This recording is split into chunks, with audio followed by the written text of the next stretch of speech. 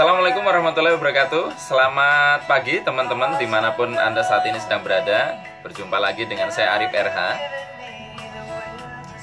Pagi ini kita akan membahas bagaimana cara kita untuk mengenali keyakinan yang ada di dalam diri kita.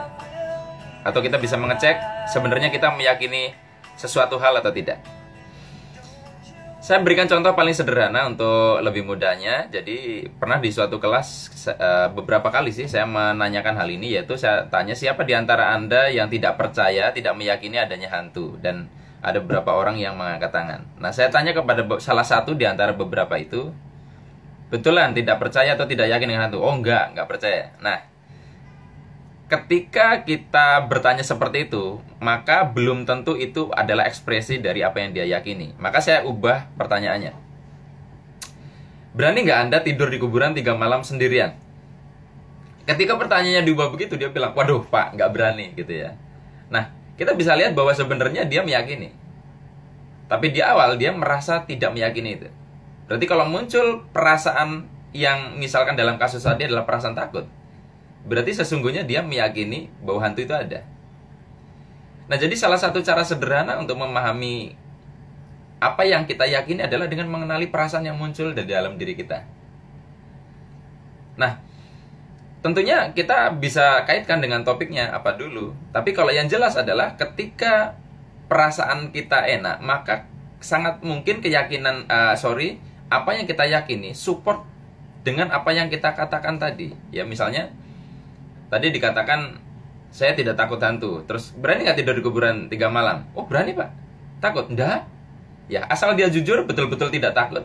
Atau mungkin dia sudah pernah melakukan. Berarti dia betul-betul punya satu keyakinan yang support terhadap tadi.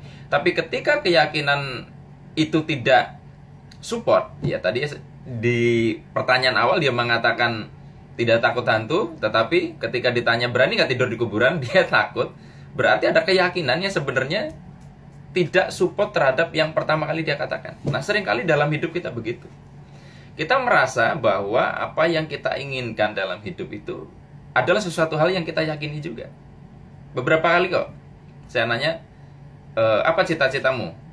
Saya pengen jadi dokter Pak. Yakin. Nah, orang dengan mengatakan yakin gitu dikira cukup. Pertanyaannya perlu kita ubah. Ya, seperti tadi saya mengubah pertanyaan. Anda coba cari sendiri cara untuk menggali itu dengan pertanyaan. Nah, contoh sederhana kenapa keinginan dan keyakinan itu bisa berbeda. Saya sering mengajukan pertanyaan yang sama. Kalau misalkan kesebelasan kita PSSI ya bertanding melawan kesebelasan utama tim Brazil yang sudah 5 kali atau 6 kali ya juara Piala Dunia, saya lupa itu 6 kali atau 5 kali. Ini tim utama, lalu mainnya di lapangan yang layak ya di luar negeri sana. Kira-kira Anda kepengennya menang mana? Saya nanya kepada beberapa teman.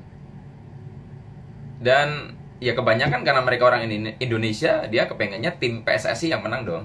Itu udah jelas ya. Ya kepengennya Indonesia yang menang. Nah, tapi pertanyaan saya, Anda yakinnya mana? Yakinnya sih Brazil gitu lah. Nah, kita bisa lihat bahwa dia inginnya PSSI yang menang, tapi sebenarnya lebih yakin bahwa Brasil yang menang. Nah, dalam hidup kita kadang seperti itu. Kita menginginkan misalkan bisnis kita omsetnya naik, tapi sesungguhnya kita punya keyakinan yang tidak support ini.